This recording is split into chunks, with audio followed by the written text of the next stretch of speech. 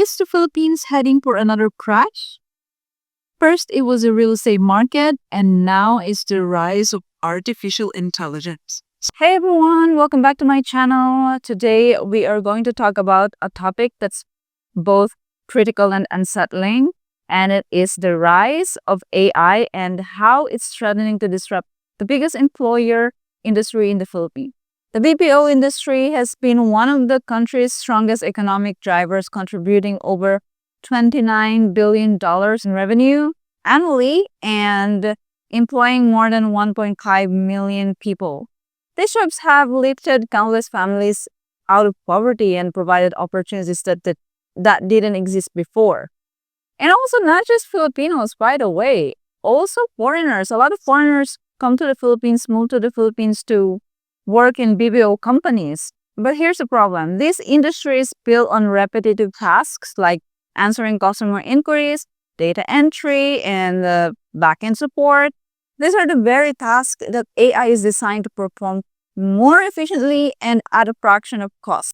But what happens when technology replaces the very jobs that have been a lifeline for so many? Let's break it down. What exactly is happening here? We all know that AI is evolving rapidly and it's no longer limited to basic tasks. We're talking about systems that can understand and respond to complex queries, analyze data in real time, and even predict customers' needs before they even arise. So these tools can handle workloads that would typically require an entire team of humans. And the best thing about AIs is that they don't need breaks, they don't need salaries, or even benefits. So for businesses, the appeal is very obvious. AI reduces costs, improves efficiency, and eliminates human error. But for the workforce, it's devastating because the very jobs that have sustained millions of Filipinos are at risk of being automated out of existence. And it's not just the entry-level jobs. AI is now capable of performing higher-level tasks from legal document reviews to medical coding, like jobs that were once considered safe. So why is the Philippines particularly at risk? First, we're heavily dependent on the BPO industry. Unlike other countries that have diversified economies, we put a lot of eggs in one basket. When the basket starts to break, the ripple effects will be catastrophic. Second, our education system isn't equipped to prepare workers for the jobs of the future. Maybe they're trying, but I think the education system in the Philippines is not particularly the high level. We're not really training people in AI development, or maybe only like the most expensive schools here in the Philippines are training students in AI development, or like programming or other high-tech skills at the scale that we need to. But I can assure you, most of the schools in the Philippines don't train their students to be in that level. Let's zoom out a little bit. This isn't just a Philippine problem, I know that. It's a global one. Automation and AI are transforming industries across the world, like manufacturing, retail, healthcare. Basically, there is no sector that is immune. So in countries like United States, for example, we've already seen the rise of like checkout machines, self-checkout machines, robotics in the warehouses, and even driverless cars replacing jobs. Here's the thing, developed countries often have safety nets. They have unemployment benefits, retiring programs, and stronger economies to cushion the blow. The Philippines doesn't. We're already struggling to catch up with our neighboring countries economically, and now we're facing the potential collapse of one of our strongest industries. So what do we do? I don't know how is Philippines going to catch up in the future, but for me, I think the first step is acknowledging the problem. Too often we hear leaders downplay the impact of AI as if it's a distant threat.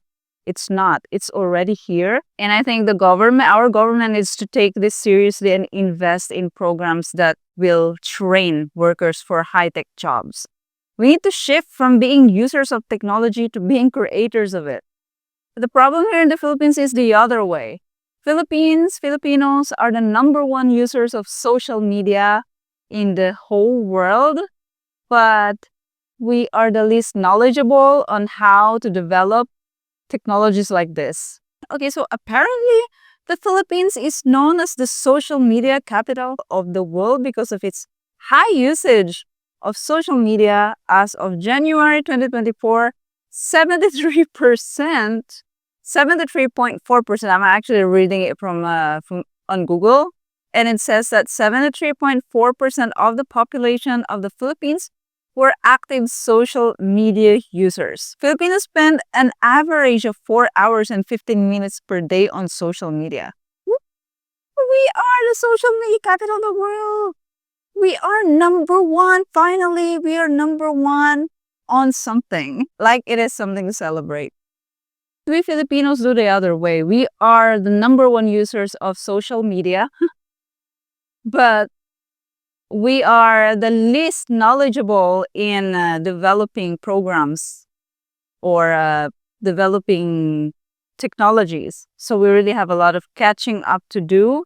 And the education system in the Philippines is not already the best. So to be honest, this is posing a real big threat or problem to our economy and to the employment status of Filipinos. So the rise of AI, I think it's inevitable, not only the Philippines, but the whole world. But how we respond to it will define the future of our country. You think we are going to let this technology push us further behind? Or are we going to use it as an opportunity to innovate and grow? I have an answer to that, but it's not going to be a good one. Anyway, the BPO industry has been a pillar of our economy, but pillars can crumble if they're not reinforced. So it's time to stop being complacent, I think, and start preparing for what's next. I don't know if our government is going to do that, but we will see. Because if we don't, we risk losing not just jobs, but the progress we've fought so hard to achieve, if there is any. Of course, there is. Small achievement or big achievement is still an achievement. What do you guys think? Is AI a threat or an opportunity for the Philippines? Let me know in the comments. I'm interested to know what you guys have in mind about listing in the Philippines. I'll see you guys in the next one.